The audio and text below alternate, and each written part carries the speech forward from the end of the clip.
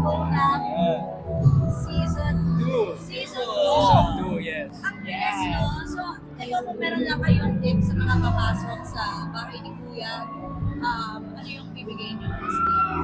Sobrang bago pong itong tip na to. Be authentic. Hindi po, I'm really excited na magbibigay po sila ng bagong flavor sa show na to. At of course, medyo parang nakaka-excite at the same time ang sad kasi may bago na po, ganyan. Kaya ayun, I'm really excited for them at sana mabigyan nila kami ng magandang show. Yes.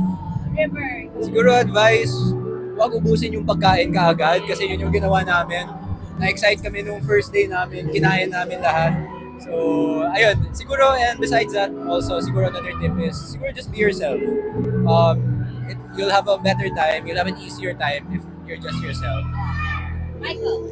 Ako, nagparamdam na ulit si Kuya. And sana naman maramdaman din namin ang pagmamahal ng mga housemates sa papasok kasi special talaga ang bahay ni Kuya. Ang advice ko lang, enjoy the ride, enjoy the journey at huwag na nilang alalahanin kasi alam ko mag-enjoy sila. Well, ikaw naman. Ako, parang bago din eh. Kasi ang akin lang naman bago ako pumasok ng bahay before ang mindset ko lang talaga is don't plan. Just be yourself. Yun lang talaga. Kasi dadaling ka nun sa magandang bagay eh. Mahirap talaga kapag nagpaplano ka. Hindi ka makakagalaw na maayos. Yan. Sana. Makapasok ulit Yes kami? po. As guest? Sana or- marikas. Tsare! Yes.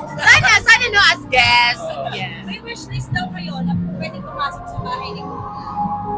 Wishlist. Actually, wishlist po namin makapasok po ulit. Na, Kami gusto po lahat. namin na kami na po mag-guest, yung three nights kami doon, di ba? Kasi parang, na-miss na po namin yung bahay ni Kuya. Gusto nyo ba rin? Gusto, Oo, yes, na-miss na namin. Siyempre.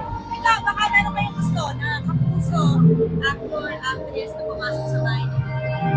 May gusto kayong makita doon. Si Will Ashley po. Gusto ko makulit. Ulit, Michael Sager. Michael, sige. Wala. Kahit sino naman, feeling ko deserve nila makapasok dyan at alagang blessing yun para sa kanila.